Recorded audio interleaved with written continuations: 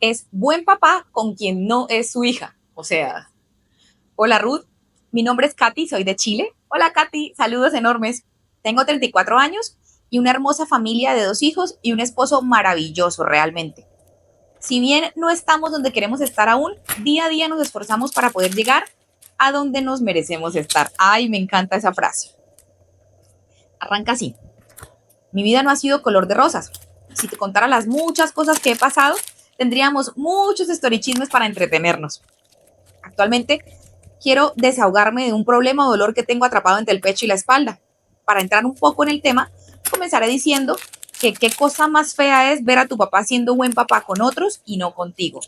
Confirmo, de eso sí sé.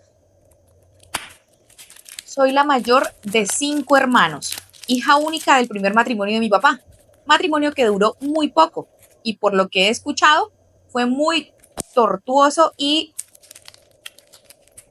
a los pocos meses de nacida mi mamá me entregó a mis abuelitos paternos y se fue. Recuerdo que su aparición en mi vida era intermitente. Recuerdo también cómo anhelaba tener una mamá. Recuerdo a mi abuelita preparándome para las visitas que me correspondían con mi mamá y ella jamás aparecía. Yo me quedaba horas esperando parada en el antejardín de la casa. Crecí bajo el ojo y la crítica de todos mis tíos y tías, escuchando cuando ellos discutían y decían que yo era un cacho. Cacho es carga. Que era una carga para mis abuelos y muchos otros comentarios que me hacían ruido en mi cabeza porque era muy pequeñita. Mi papá, por otro lado, es el número 8 de 9 hermanos. Caramba, familias grandes por allá. Se quedó conmigo y fue un buen papá presente hasta que yo tenía 7 añitos. Recuerdo que tuvo algunas pololas o novias, pero siempre yo era parte de todo. Incluso una vez una de ellas me pegó en las manitos y en ese mismo momento él discutió con ella y la terminó porque me había golpeado y eso él no lo iba a aguantar. Luego llegó su segunda novia, una más formal. Ella me amaba, me criaba con mucho amor. Por primera vez sentía el amor de una madre. El problema es que su familia lo menospreciaba a él por su trabajo y les hacían la vida imposible. Esa novia de mi papá estaba embarazada de mi papá cuando él se fue. Él se fue y a su barco le llamó, Libertad. no, Amargoria. Ay, no, no fue libre después de irse, quedó No, amargado. no, Amargoria es el nombre que le pondremos a la tercera novia de mi papá. Ay, Amargoria. Bueno, me imagino que no era muy sonriente ni feliz. En cuanto Amargoria llegó a su vida, mi papá se olvidó de todo, hijos, familia. Ella ya tenía una bebé de otra relación. Yo a esa bebé la amé desde el primer momento, la quise como a una hermanita. Amargoria jamás me quiso, nunca. Me trataba mal, inventaba cosas, aún lo hace. Incluso el día que me fue a conocer, su mirada de odio fue algo que jamás olvidaré. Mi papá se fue con ella y se olvidó de mí. Solo llegaba cuando yo debía ser castigada por algo que había hecho, y él me decía que yo era una decepción. Pero qué cambio tan abrupto, ¿no? Después de 7 años de defenderla, de quererla, de cuidarla. Culpa de Amargoria. Poco tiempo después, unos mesecitos, nació mi otro hermano, hijo de mi papá y Amargoria. O sea, estaba el de la primera novia, la protagonista, otro hijo con Amargoria y la que traía Amargoria, según hago cuentas. Esta mujer jamás fue buena madre. A su primera hija la criaba una tía de ella y a mi hermano lo golpeaba constantemente aún siendo un bebé. Para tu sorpresa, o la del señor productor, Amargoria trabaja en el área de la educación. Es profesora de niños con necesidades especiales. No me sorprende en absoluto. De hecho, yo tengo en pésimo concepto a los profesores y a los maestros. Ay, señor productor, yo soy profesora y su opinión me ofende. Pues yo no estoy hablando de usted porque no la conozco, solo digo que en términos generales, o sea, generalizando, o sea, la gran mayoría, pero no el 100% de los profesores no me agradan. Mi papá se hacía el de la vista gorda a muchas cosas. Siempre le era más fácil masajearme a mí que enfrentar a su bruja de mujer. Pasaron los años y fallecieron mis abuelitos. A mis 12 años yo me encontraba sola en la vida. Nadie quería hacerse cargo de este bulto. Me tuve que ir a donde mi papá y ahí yo veía muchísimas injusticias para mí. Por ejemplo, jamás recibía ropa nueva. Siempre tenía que estar reparando o cosiendo mi ropita mientras mi papá llenaba de cosas nuevas a la primera hija de Amargoria, o sea, mi hermanastra. Cada cosa que pasaba en esa casa era culpa mía. Estuviera o no, al final de todos los días era un día de castigo, de malas palabras y maldiciones hacia mi persona. Me decían que yo les arruinaba la vida y que todo sería más fácil si yo no estuviera. Recuerdo muchas veces estar llorando y rogándole a Dios que por favor me reuniera con mi abuelita en el cielo o donde fuera que ella estuviera. Yo ya no quería esa vida para mí. No soportaba todos los maltratos psicológicos y físicos que me hacían. Un día, Ruth, en el liceo donde yo estudiaba, en uno de los baños, quise irme de este planeta, pero me encontró uno de los auxiliares que hacía el aseo. Ahí la psicóloga llamó a mi papá y le entregaron una carta que yo había dejado diciéndole a mi papá que yo ya no lo molestaría, que me perdonara por ser una carga para él y por no dejarlo ser feliz como él muchas veces me lo decía. Y adivinen qué, en lugar de remecerle un poquito su cariño hacia mí, si es que tenía algo para darme, solo se rieron y fui motivo de burlas para toda mi familia. En un momento que quedé sola con mi madrastra, ella se fue a mi pieza y mirándome con esa mirada que jamás olvidaré, me decía, pues, desvívete, hazte la automurición. Si quieres, yo te ayudo porque nos harías un favor a todos. Y qué maldita esa vieja tan horrible. No, eso no tiene palabras. Pero sé que pasan cosas peores porque los seres humanos son así. Para no hacer larga la historia, bueno, más larga, me fui de la casa un día con lo que tenía puesto a vivir donde unos tíos. Ellos me tenían viviendo en un cuarto, aunque esa historia da para otro story time.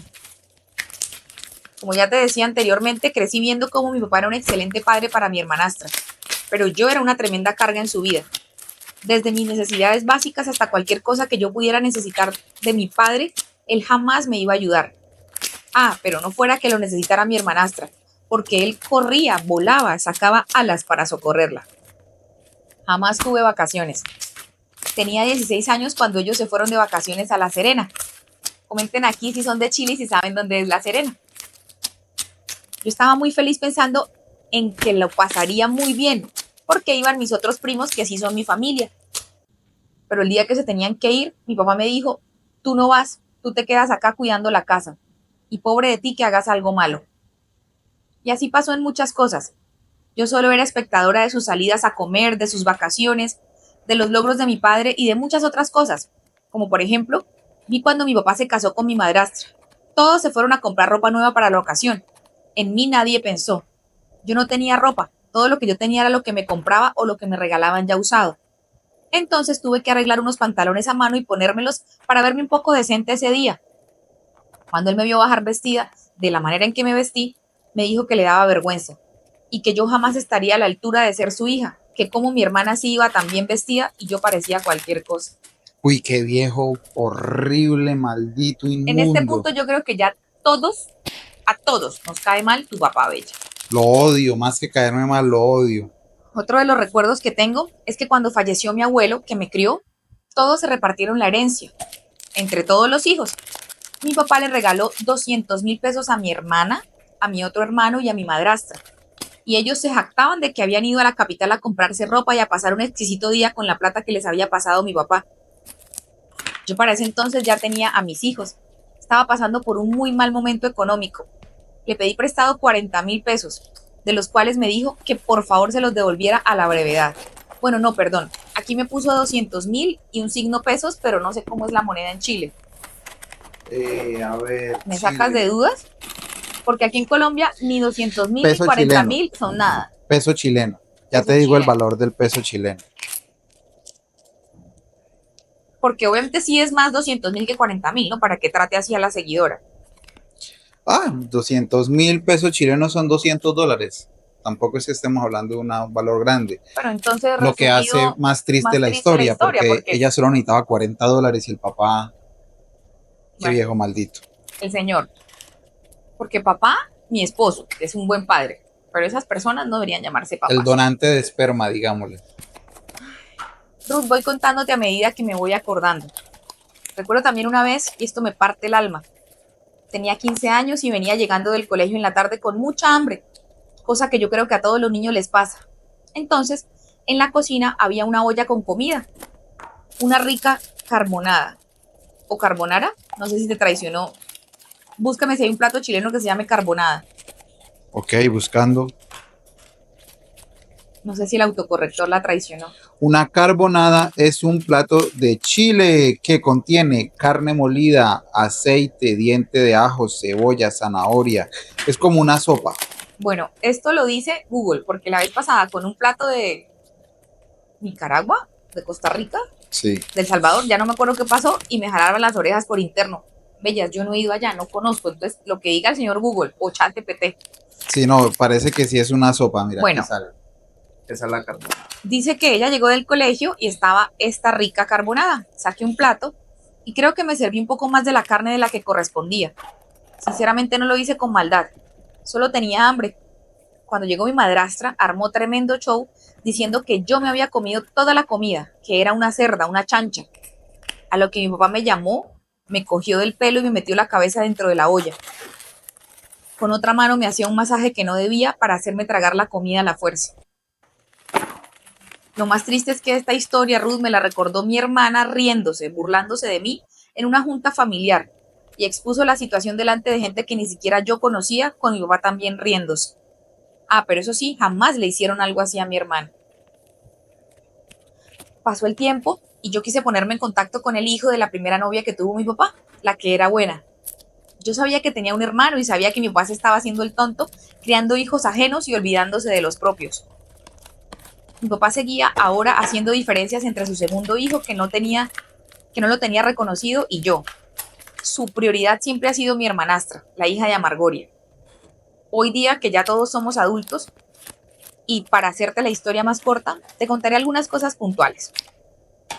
Con mi segundo hermano, siempre somos excluidos de todo. Por ejemplo, mi papá no llegó a mi matrimonio.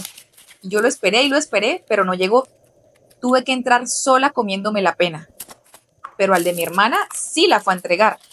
Pagó gran parte de la fiesta y le dio muchos regalos. Le dio la luna de miel. Todo para un matrimonio que no duró ni siquiera un año. Un matrimonio que a él lo dejó con deudas y préstamos millonarios que le hacía mi excuñado y jamás le cobró un peso. Cada vez que yo le pido prestado a mi papá porque realmente necesito, porque yo no soy de pedirle plata, le devuelvo hasta el último peso porque él se encarga de cobrármelo. Pero mi hermana cada vez que viene a contarme su triste vida, me cuenta cómo mi papá le ha pagado arriendo, le ha prestado 1 millón, se ha hecho cargo del psiquiatra, psicólogo y muchas otras cosas que ella sí necesita.